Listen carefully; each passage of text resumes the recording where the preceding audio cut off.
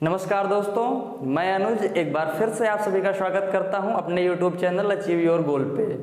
साथियों, कैसे हैं आप लोग? उम्मीद करता हूं अच्छे होंगे।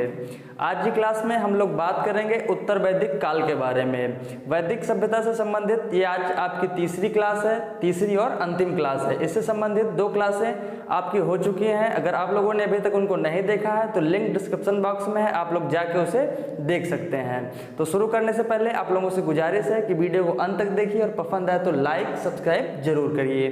तो आइए शुरू करते हैं उत्तर वैदिक काल।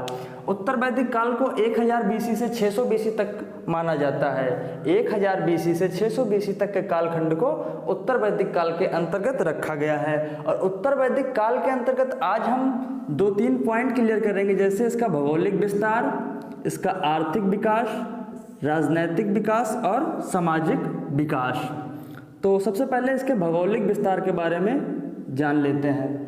इसका भौगोलिक विस्तार का जो मुख्य आधार था ये लोहे की खोज था। मतलब इस काल में आर्यों के भौगोलिक विस्तार या आर्यों के विकास और विस्तार का जो मुख्य कारण था वो लोहे की खोज थी। लोहे की खोज लगभग 1000 बीसी के आसपास मानी जाती है। 1000 बीसी के आसपास लोहे की खोज, लोहे की खोज, इसे श्याम अयस की संज्ञा दी गई। लोहे को श्याम अयस की संज्ञा दी गई। उस समय जो धातुएं आर्यों द्वारा प्रयोग की जाती थी उन्हें अयस नाम से जाना जाता था, इसलिए लोहे की खोज होने के बाद जो श्याम अयस या कृष्ण अयस के नाम से जाना गया। लोहे के साक्ष्य जो हमें मिले हैं ये उत्तर प्रदेश के एटा जिले से, उत्तर प्रदेश के एटा जिले से, एटा जिले के अतरंजी खेड़ा, अतरंजी खेड़ा नामक स्थल से मिले हैं। लोहे के साक्ष्य उत्तर प्रदेश के एटा जिले के अतरंजी खेड़ा नामक स्थल से हमें प्राप्त हुए हैं। और इसका विस्तार जो था उत्तर वैदिक काल में आर्यों का विस्तार जो था वो सप्त सिंधु प्रदेश के साथ साथ गंगा यमुना के दोआब क्षेत्र, गंगा यमुना के दोआब क्षेत्र के अंतर्गत उत्तर प्रदेश के संपूर्ण पश्चिमी भाग, उत्तर प्रदेश के संपूर्ण पश्चिमी भाग, संपूर्ण पश्चिमी भाग का मतलब जैसे दिल्ली, हरियाणा, मेरठ आदि का क्षेत्र पश्चिम उत्तर प्रदेश के अंतर्गत माना जाता है। और उस समय के 2 प्रमुख कबीले भारत और पुरु, भारत और पुरु, ये आपस में मिलकर इन्होंने एक वंश का निर्माण किया, एक वंश विकसित किया जिसे कुरु नाम से जाना गया। बाद में कुरु नाम से जाना गया। और धीरे धीरे कालांतर में कुरु के साथ पंचाल के मिल जाने के बाद यही क्षेत्र कुरुक्षेत्र के नाम से जाना गया, जिसकी राजधानी, कुरुक्षेत्र की राजधानी हस्तिनापुर बनी, हस्तिनापुर को बनाया गया। हस्तिनापुर वर्तमान में उत्तर प्रदेश के मेरठ जिले में स्थित है। ये इसका विस्तार क्षेत्र था, क्योंकि प्राचीन आर्य जो थे वो सप्त सिंधु प्रदेश तक सीमित थे, किंतु जो उत्तर वैदिक काल के आर्य थे वो सप्त सिंधु प्रदेश के साथ साथ उत्तर प्रदेश, दिल्ली और गंगा यमुना के दोआब क्षेत्र में फैले। और इसके बाद इसके आर्थिक विकास के बारे में थोड़ा सा बात कर लेते हैं, क्योंकि आर्थिक विकास किसी समाज की रीढ़ की हड्डी माना जाता है। ऋग्वैदिक काल में आर्यों का जो प्रमुख व्यवसाय था, इसे जोड़कर अगर आप देखें तो ऋग्वैदिक काल में आर्यों का प्रमुख व्यवसाय जो था वो क्या था? पशुपालन। किंतु उत्तर वैदिक काल आते आते आर्यों का प्रमुख व्यवसाय हो गया कृषि।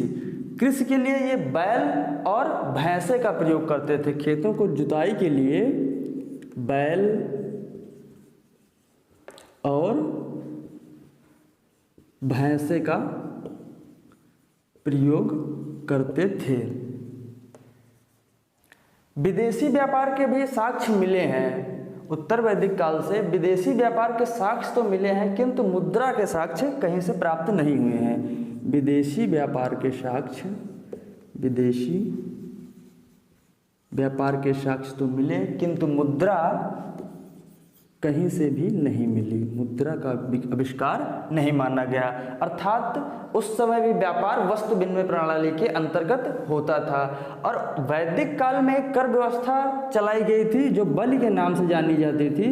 वैदिक काल में ऋग वैदिक काल के अंतर्गत ये स्वैच्छिक कर था, किंतु धीरे धीरे उत्तर वैदिक काल में इसे नियमित बना दिया गया। नियमित व्यवस्था, बलि की व्यवस्था को नियमित कर दिया गया, जिससे कि राजा की आय बढ़ी। अब जब राजा की आय बढ़ती है तो उसकी शक्तियां भी विस्तारित होती है और उसका प्रभाव भी बढ़ता है। जैसे जैसे राजा की शक्तियां प्रभावित हुई वैसे सभा और समिति के प्रभाव कम होने लगे। तो राजनीतिक विकास के बारे में चर्चा कर लेते हैं। आर्थिक विकास आपका हो गया कि कृषि इनका मुख्य व्यवसाय था, विदेशी व्यापार के साक्ष्य मिले हैं किंतु मुद्रा के साक्ष्य कहीं से नहीं मिले हैं। जो कर की व्यवस्था थी बलि, वो नियमित व्यवस्था के रूप में जानी गई। और इसके बाद इसका राजनीतिक विकास जो था उसके बारे में देख लेते हैं। ऋग्वैदिक काल के अंतर्गत राजा का जो पद था वो अनुवांशिक नहीं था, वंशानुगत नहीं था, किंतु उत्तर वैदिक काल में राजा का पद वंशानुगत हो गया। वंशानुगत का मतलब कि राजा का बेटा ही राजा बनेगा और राजा के पद को दैवीय माना जाता था। इस काल में राजा के पद को दैवीय माना जाता था। इस काल में कर की नियमित व्यवस्था के कारण राजा की आय बढ़ने से राजा के प्रभाव तो बढ़े, किंतु ऋग वैदिक काल में जो सभा एवं समिति प्रभावी ढंग से कार्य कर रही थी उनके प्रभाव थोड़ा सा कम हुए। राजा के प्रभाव बढ़ने से, राजा के प्रभावशाली होने से सभा एवं समिति जो प्रमुख संस्थाएं थी वैदिक काल के अंतर्गत, सभा एवं समिति, इनके प्रभाव में कमी आई। और ऋग वैदिक काल के अंतर्गत सभा एवं समिति में महिलाओं का प्रवेश जारी था, महिलाएं इसमें भाग ले सकती थी, किंतु उत्तर वैदिक काल में महिलाओं का प्रवेश वर्जित कर दिया गया। सभा एवं समिति में स्त्रियों का प्रवेश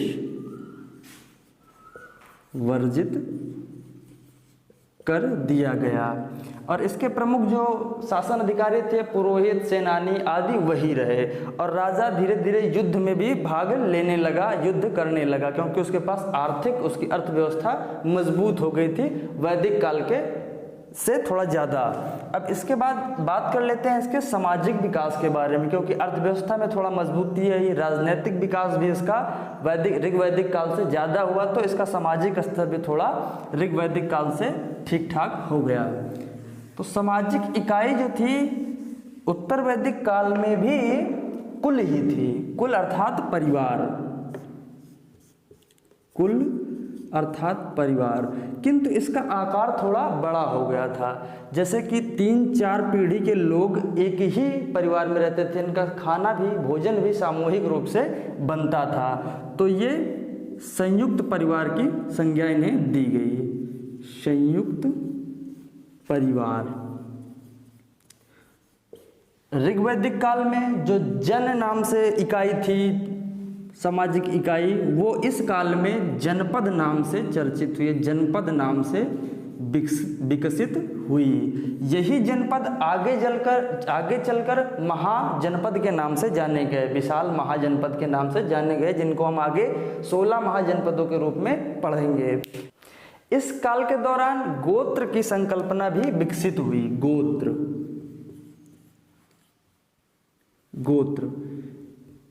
गोत्र क्या थी कि एक ही गोत्र के लोग एक ही वंशावली के माने जाते थे, तो इनका परस्पर विवाह संबंध नहीं होता था। ये एक ही वंशावली के माने जाते थे, जिससे इनका परस्पर विवाह नहीं होता था। गोत्र मिल जाता था तो इनका परस्पर वैवाहिक संबंध नहीं होता था।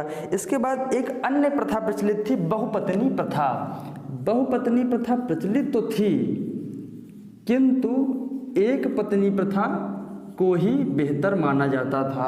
और इसके साथ आश्रम व्यवस्था का भी विकास इस उत्तर वैदिक काल के दौरान हुआ। आश्रम व्यवस्था का सर्वप्रथम उल्लेख जो मिलता है हमें वो जबालो उपनिषद में मिलता है। जबालोपनिषद, इसमें 4 आश्रम बताए गए हैं। चारों आश्रमों को देख लेते हैं एक दृष्टि में। 4 आश्रम कौन कौन से हैं? तो पहला है ब्रह्मचर्य। ब्रह्मचर्य ये 0 से 25 वर्ष तक माना जाता है ब्रह्मचर्य का काल। और दूसरा है गृहस्थ।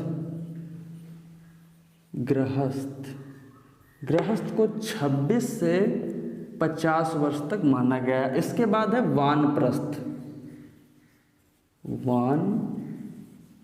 इसे 51 से 75 साल की अवस्था तक को वानप्रस्थ के अंतर्गत रखा जाता है। और लास्ट में है संन्यास। लास्ट में संन्यास जो 76 से 100 साल की अवस्था तक माना जाता है। ये प्रमुख आपके आश्रम थे, 4 प्रमुख आश्रम जिनका उल्लेख सर्वप्रथम हमें जबालोपनिषद में मिला। एक और वर्ण व्यवस्था से बारे में पूछा जाता है कि वर्ण व्यवस्था जो थी ये ऋग्वैदिक काल के दौरान तो कर्म के आधार पे थी। जो जिस काम में को करता था उसी हिसाब से उसकी, जैसे कि ब्राह्मण का कार्य था, पुरोहित का कार्य करता था, वो पूजा पाठ करता था तो उसे ब्राह्मण के अंतर्गत रख दिया गया। और युद्ध क्षेत्र में कार्य करता था क्षत्रिय, तो उसे क्षत्रिय की श्रेणी में रखा गया। कर्म के आधार पे किया जाता था। किंतु उत्तर वैदिक काल में वर्ण व्यवस्था कर्म के आधार पे ना होके जन्म के आधार पे होने लगी। जैसे कि राजा का बेटा राजा, क्षत्रिय का बेटा क्षत्रिय, सैनिक का बेटा सैनिक। इस प्रकार से ये वर्ण व्यवस्था जो है जन्म के आधार पे होने लगी। अब हम लोगों ने देख लिया इसका भौगोलिक विस्तार, आर्थिक विकास, राजनीतिक विकास और सामाजिक विकास भी हम लोगों ने इसका समझ लिया है। तो आज की क्लास यहीं तक, मिलते हैं अगली क्लास में। तब तक के लिए नमस्कार, जय हिंद।